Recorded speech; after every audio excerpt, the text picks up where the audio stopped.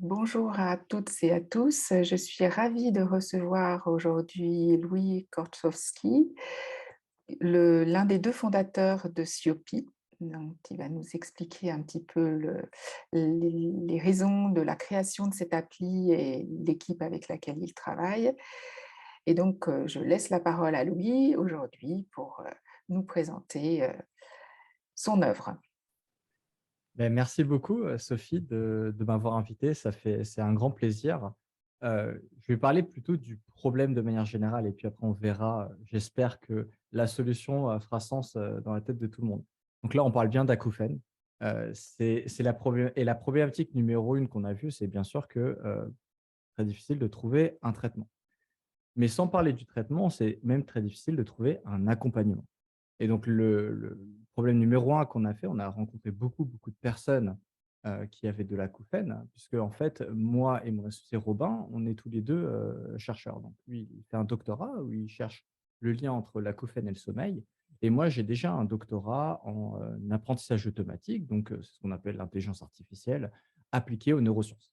Et donc en fait, moi, dans mon parcours, j'avais déjà eu une autre maladie chronique il y a quelques années, c'est une dépression. Et puis récemment, j'ai eu de l'acouphène en plus.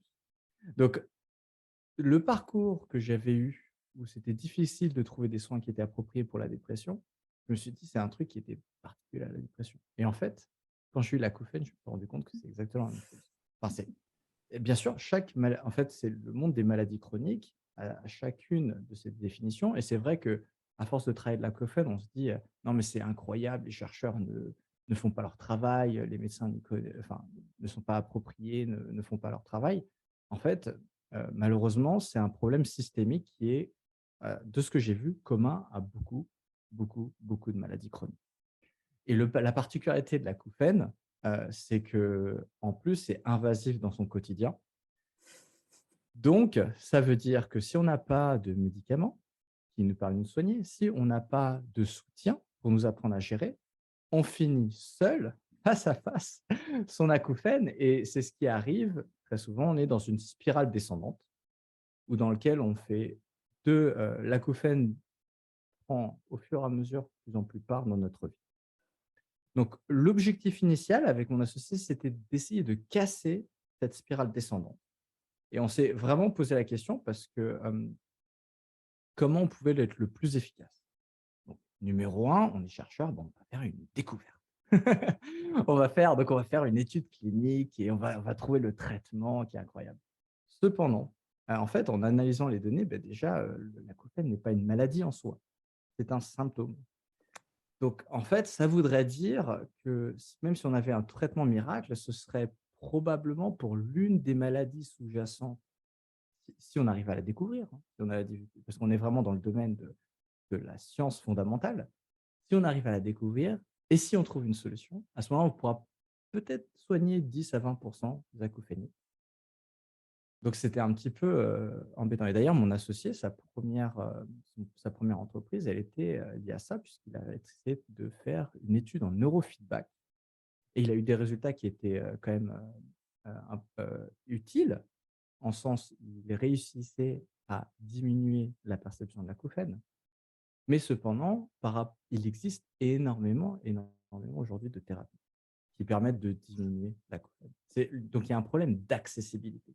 Donc mon associé, quand il s'est dit: «Bah, est-ce que je vais mettre sur le marché une autre solution qui est certes significative, mais pas beaucoup plus significative que les autres?» parce qu'il y a une question de taille d'effet aussi de chacune des thérapies. Ou on va essayer de trouver, déjà une façon d'orienter les patients vers des thérapies existantes en fonction de leurs symptômes. Et donc c'est comme ça qu'on s'est dit la priorité, c'est comprendre quel est le sous-type d'acouphène pour chacune des personnes et puis leur recommander, si possible, une thérapie. Sauf que là, on a rencontré un deuxième problème, c'est que si on fait ça, on est un dispositif médical.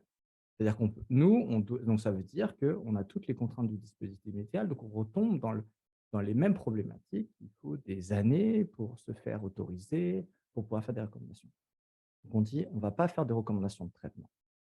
On va construire une base de données collaborative avec les patients et co-construite avec les patients pour que chacun puisse trouver d'autres patients qui ont des symptômes similaires».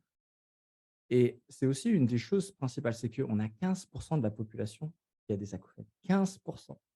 Et quand je demande à un ORL, le dernier ORL que j'ai demandé, il m'a dit: «Je pense que c'est 0,5%». Un ORL, donc un spécialiste. Et cette personne était parfaitement compétente, mais c'est juste qu'il y a une sous-estimation du problème, parce qu'il y a beaucoup de gens qui rentrent dans le parcours de soins, beaucoup de gens qui en sortent avec des résultats positifs, certainement qu'ils ont réussi à gérer leur acouphène, appris à gérer leur acouphène, soit de manière naturelle, soit par assistance. Mais il y en a aussi beaucoup, et c'est la grande majorité, qui abandonnent.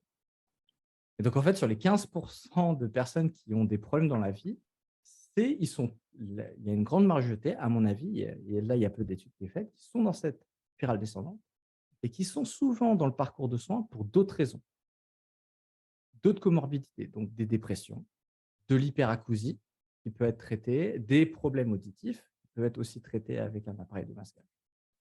Et donc, vraiment, notre approche, c'était l'acouphène, le type d'acouphène, très bien, mais aussi toutes les comorbidités qui sont accompagnées et en espérant vraiment de casser cette spirale descendante. Et donc, c'est comme ça que voilà, on a la communauté Siopi avec des patients qui ont pris un parcours. Et notre but final, c'est que quand un patient il a trouvé une solution, il a réussi à s'en sortir, il documente ce qu'il a essayé de faire, ce qui n'a pas marché, ce qui a marché. Et comme ça, quand il y a une nouvelle personne qui a des acouphènes et que ça matche en termes de similarité de symptômes, cette personne-là va découvrir tout l'historique des autres patients, bien sûr, de manière pseudonymisée, et va se dire: «Ah ben tiens, là, j'ai un parcours de soins qui est déjà fléché. Je vais essayer de manière prioritaire», bien sûr, en discutant avec mon médecin, avec mes médecins, mais j'ai déjà, on va dire, des balises. Et c'était ça un peu notre objectif. Et alors, c'est ce qu'on retrouve sur l'appli, c'est une communauté avec des Mmh. témoignages, des échanges, des partages.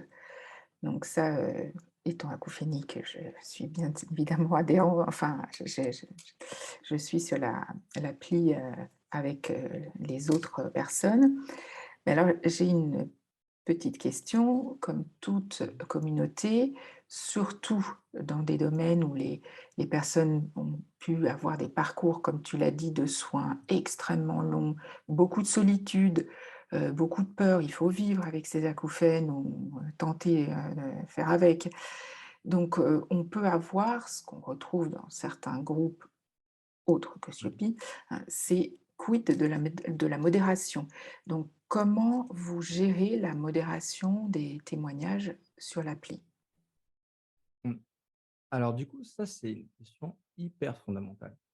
Et la question, je vais plutôt la laisser ouverte pour que les gens réfléchissent. Pourquoi, dans les structures actuelles, on se retrouve à avoir des groupes de patients qui sont en détresse et forcément qui ont qu'un seul moyen de communiquer, c'est en étant auto-centrés sur leur détresse.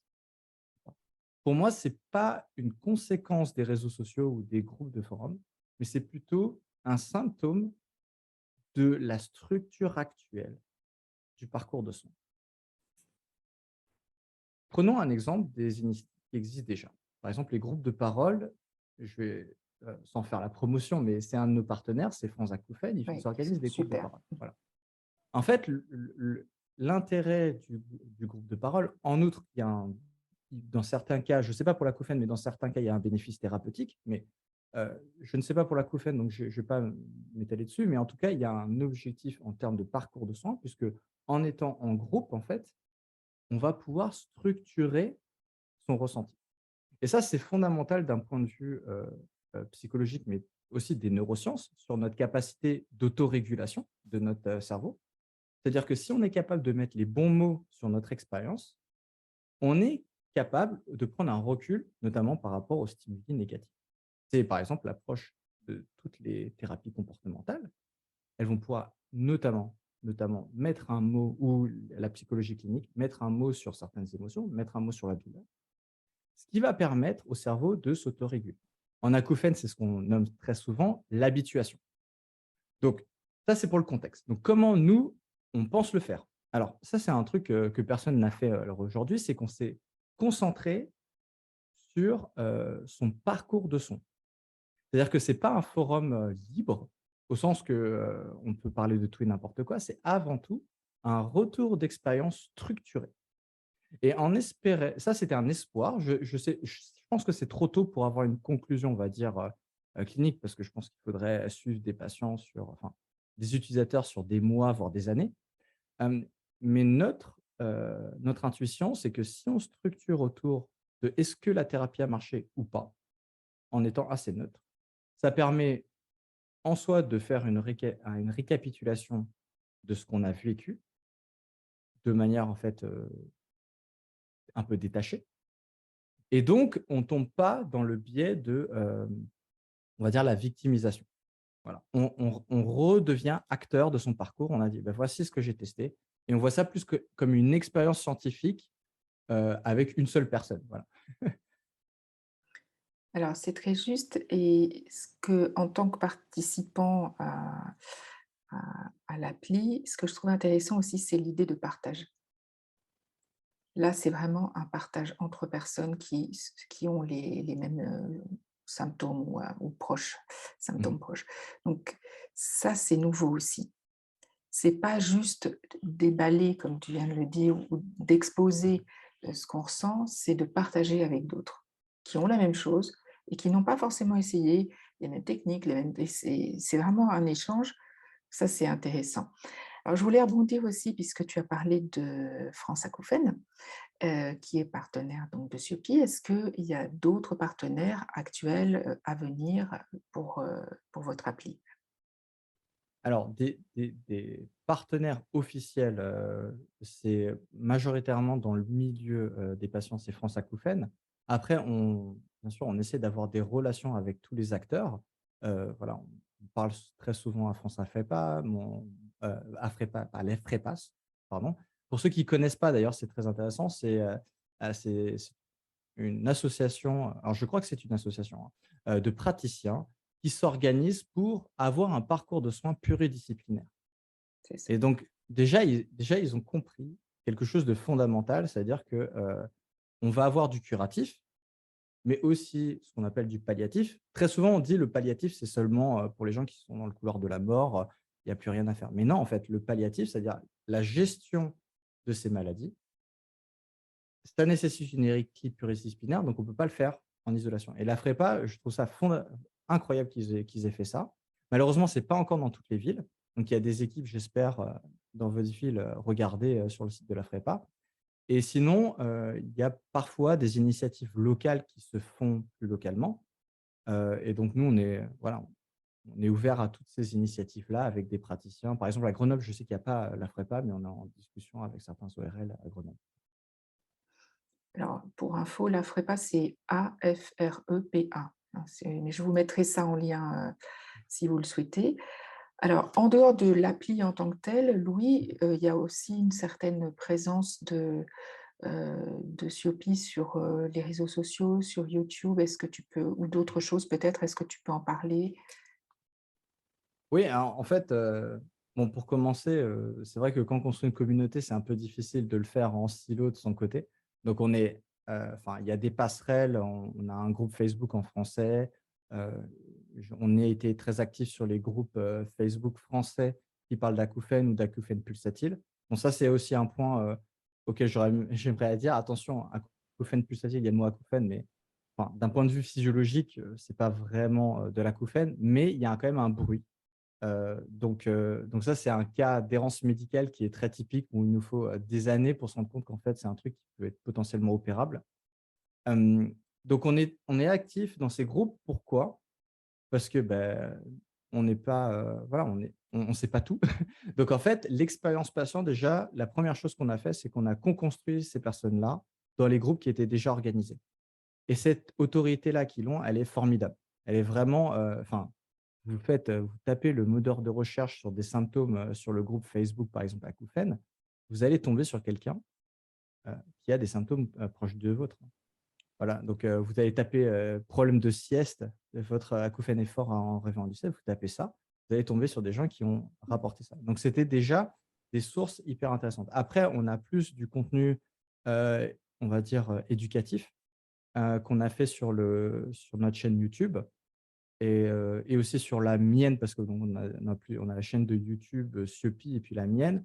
Alors là, on parle beaucoup aux praticiens américains, enfin anglo-saxons, parce que déjà, il y a beaucoup de praticiens qui sont structurés dans le milieu anglo-saxon, qui ont déjà leur propre chaîne, certains avec des dizaines de milliers de vues. Donc, par exemple, je peux parler de Dale Snell, qui fait du masquage. J'allais te poser la question. Ah ben voilà, Dale Voilà, Snell, il a c'est 50 000 extraordinaire. abonnés. C'est fantastique. L'avantage, c'est qu'il ne parle pas parce qu'en fait, Mm. enfin, il y a quelques interviews, mais sinon, c'est du masquage sonore. D'ailleurs, un petit mot, hein, on dit souvent qu'il y a rien pour l'acouphène. Euh, En gros, il n'y a pas des preuves incroyables sur tout ce qui est masquage audio, hein, on va pas se mentir. Mais par contre, en termes de qualité de vie, si on parle juste de la qualité de vie, moi, je vois la différence entre des personnes qui utilisent du masquage sonore pour aller se coucher et puis des personnes qui utilisent des somnifères. C'est la même réponse plus ou moins au même problème. Les conséquences ne sont pas du tout les mêmes. C'est Voilà, clair. surtout à long terme. Donc voilà, ça coûte rien. Il suffit d'aller sur YouTube et Dale Snell. D'ailleurs, il faudrait mettre le lien Oui, je parce je que l'ai c'est noté. incroyable ce qu'il fait. Voilà. Alors, il produit des sons, on en a déjà parlé, des bruits roses, bruns, enfin, il reproduit à peu près tout le spectre. Mhm. Et là, je crois qu'il vient d'en sortir une, parce que je suis allée voir sur son site avant de lancer l'enregistrement, là, avec des bruits orange. Et ça, je ne connaissais pas.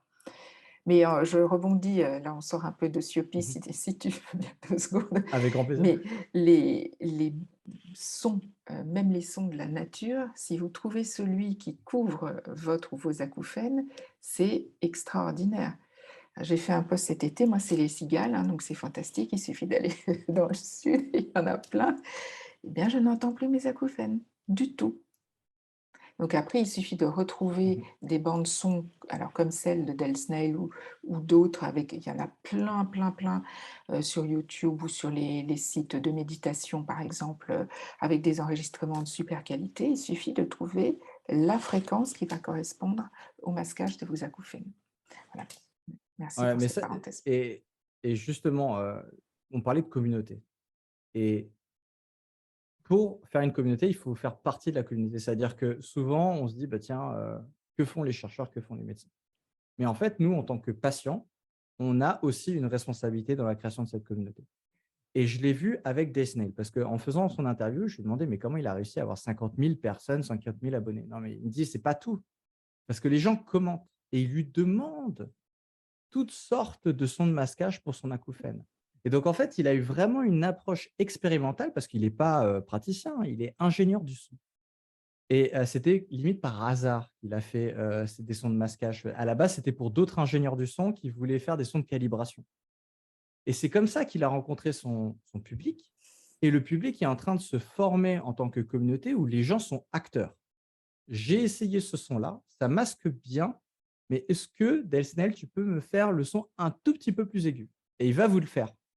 Et donc là, on est vraiment dans le sens où on prend les choses en main, on met en partage nos compétences et on va peut-être réussir à mieux s'en sortir. Voilà.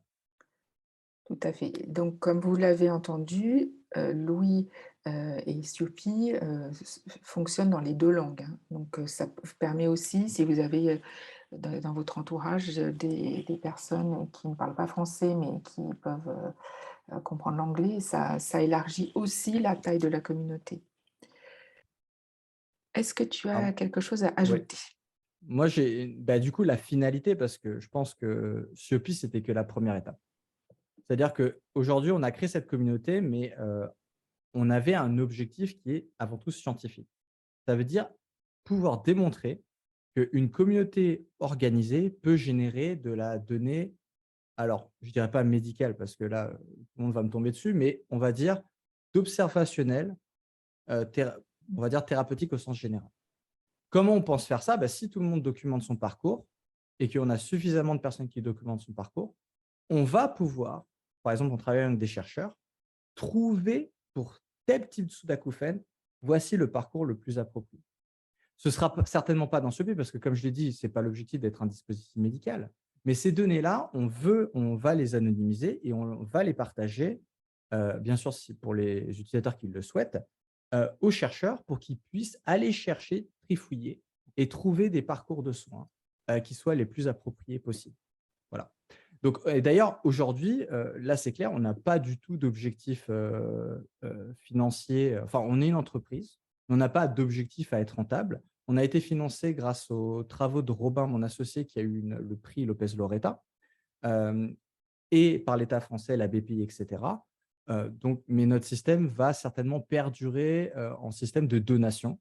Et d'ailleurs, si voilà, s'il y a un mécène qui est prêt à nous aider, parce que ça coûte maintenant nos dépenses vont être au strict minimum pour maintenir la plateforme et proposer les données à des chercheurs. Mais on n'a pas un objectif, voilà, de faire de l'argent dessus. Donc s'il y a des mécènes, et des gens qui veulent donner, c'est avec grand plaisir. Vous pouvez aller sur notre site web. On a mis en place un petit système de donation. Voilà. Je te remercie beaucoup. Je pense que ça permet aux gens déjà de me connaître ou de mieux connaître pour ceux qui avaient déjà entendu parler de Siopi. Et puis, il y a encore beaucoup de choses à faire, notamment avec vos partages sur l'appli en indiquant ce qui a fonctionné pour vous ou pas, et commenter sur les différentes actions qui sont proposées. Donc, mille merci à Louis et à Robin pour tout ce qui a été créé et mis en place pour Siopi. Et puis maintenant, c'est à vous de collaborer pour continuer à faire vivre cette appli. Eh bien, merci beaucoup, Sophie, et merci aux Merci, spectateurs. merci Louis, et puis à très bientôt pour un nouvel épisode de notre podcast Une pause pour mes oreilles. N'oubliez pas de vous abonner pour ne jamais manquer d'épisode. À très bientôt.